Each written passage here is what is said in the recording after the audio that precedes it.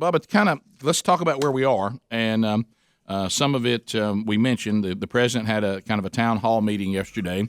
And really one of the things they're talking about is that balance that we spent a lot of times, most of the show yesterday, going, what is the balance of the safety of our fellow Americans and the economy being saved? And there you go. The term is acceptable loss. Right. And people don't like to hear that word because it seems insensitive. And I saw Governor Cuomo saying, look, we're not going to trade life for stock price. We're not going to do that. Well, they're the same thing, though. The governor, though, while that is a great, a great stump speech thing to cry, holler out and get a crowd to fire up, it's not true, and I think he knows that.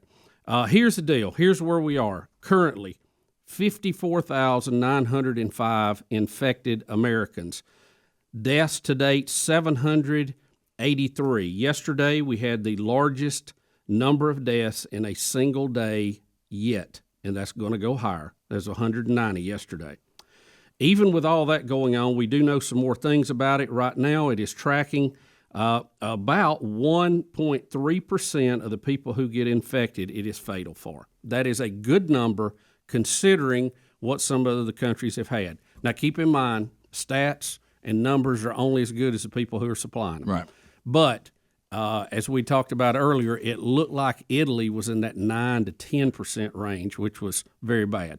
Ours and South Korea have been the best so far, but that could change. But to Bubba's point, don't forget what Dr. Jody said. Remember, when someone says 9 or 10% of what? Right. Was that elderly people? Were that people that were already sick? The demographic of who that is very important. It is, yeah.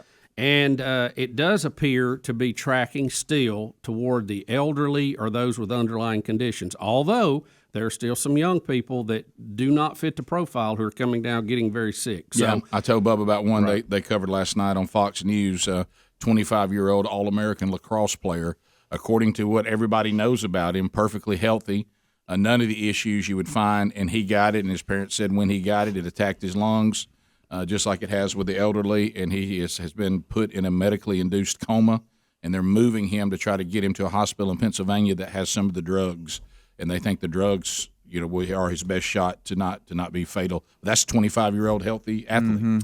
Mm-hmm. We are having some success with slowing the viral infection, the length that you were sick and the depth that you were sick, using the malaria drug in connection with Z-Pak.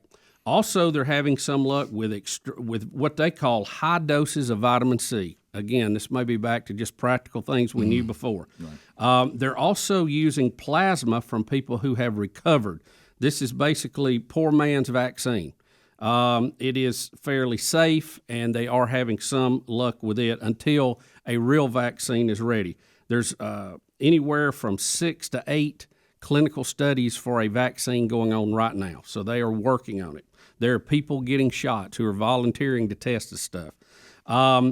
Good news, it looks like coronavirus is not mutating quickly, not near as quickly as the common flu, meaning that once a vaccine has been manufactured and you get that, it would provide years of protection. That's still early, but that is the early indication. We did have some bad news, Rick. We understand we're going to lose about 365 Waffle Houses across the country. They're closing, but the good news, there's still over 1,000 still open. The one down at the bottom of that was one of the low moments yesterday when Sherry and I took a tour of the damage. And we looked down, and Sherry goes, is Waffle House not even doing curbside? I said, baby, I want you to stare at that right there.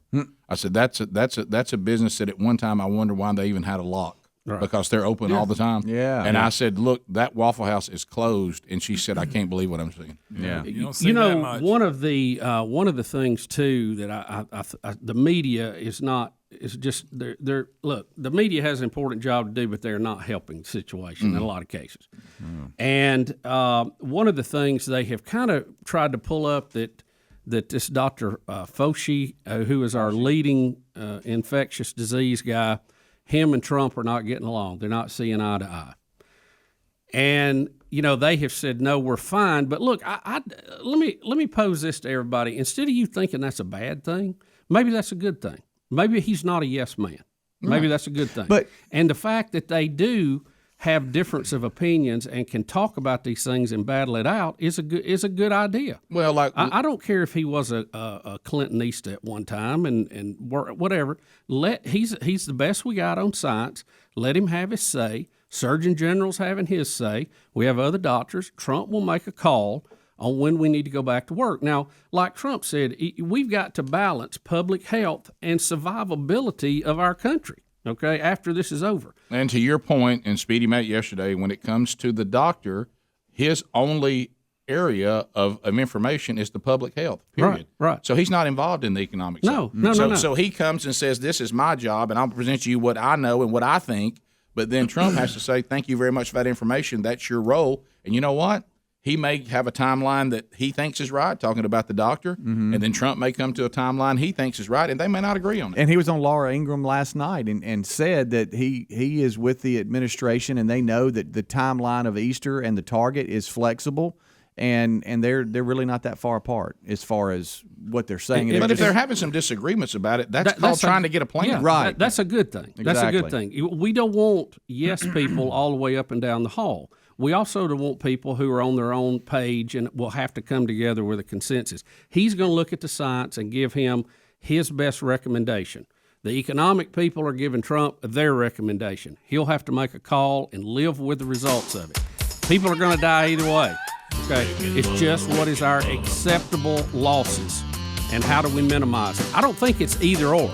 We have an economy or we kill everybody. It has to. We've got to have a combination effort.